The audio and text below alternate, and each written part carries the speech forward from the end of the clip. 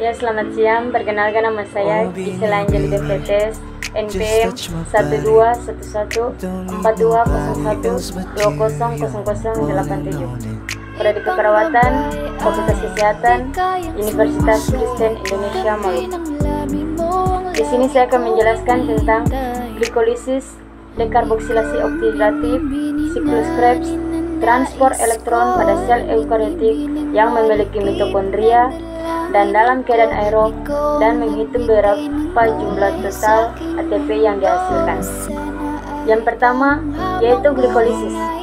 Glikolisis adalah tahap pertama respirasi aerob yang terjadi di dalam sitoplasma atau sitosol. Pada tahap ini molekul glukosa akan diuraikan menjadi senyawa yang lebih sederhana.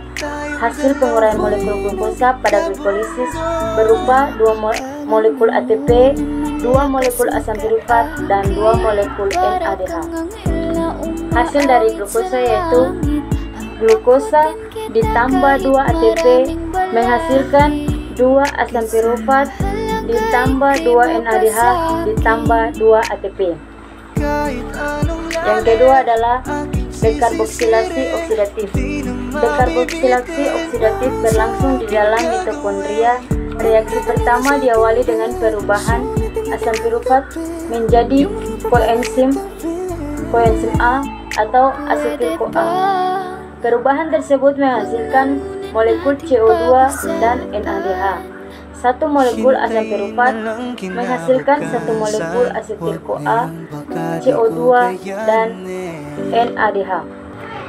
Hasil dari dekarboksilasi oksidatif yaitu 2 asam pirufat ditambah 2 koenzim A menghasilkan asetil CoA ditambah 2 CO2 ditambah 2 NADH. Yang ketiga yaitu siklus Krebs. Siklus Krebs adalah tahapan ketiga dari serangkaian proses respirasi aerob. Pada tahap ini menghasilkan 2 molekul ATP, 6 molekul NADH, 2 molekul FADH, 2 dan 4 molekul CO2. Dalam proses ini 2 asetil-CoA ditambah 2 asam oksaloasetat menghasilkan 6 NADH ditambah 2 FADH2 ditambah 2 ATP ditambah 4 CO2. Selanjutnya yaitu transport elektron. Transport elektron merupakan tahap akhir pada respirasi aerob yang disertai pembentukan ATP terbanyak. Senyawa yang terlibat dalam transport elektron adalah koenzim Q, sitokrom B, sitokrom C, sitokrom A, sitokrom A3, dan oksigen. Transfer elektron yang melibatkan oksidasi NADH akan menghasilkan 3 ATP dan 1 H2O. Pada oksidasi Fa2H, jumlah ATP yang dihasilkan lebih sedikit, yaitu 2 ATP.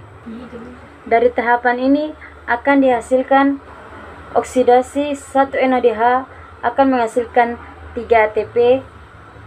Oksidasi 1 FADH2 akan menghasilkan 2 ATP.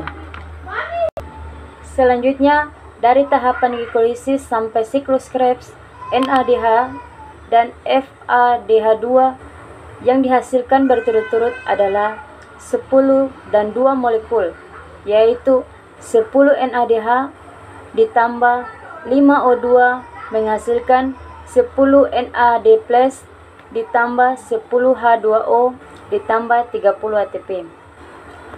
2 NADH2 ditambah O2 menghasilkan 2 FAD+ ditambah 2 H2O ditambah 4 ATP. Dengan demikian, tahap transport elektron yang menghasilkan 34 ATP dan 12 H2O.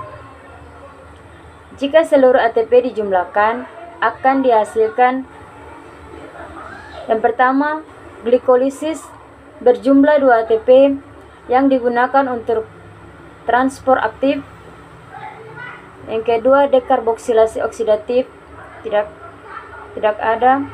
Yang ketiga, siklus Krebs berjumlah 2 ATP. Dan yang terakhir, transfer elektron yang berjumlah 34 ATP. Total semuanya adalah 36 ATP. Sekian dan terima kasih. Shalom.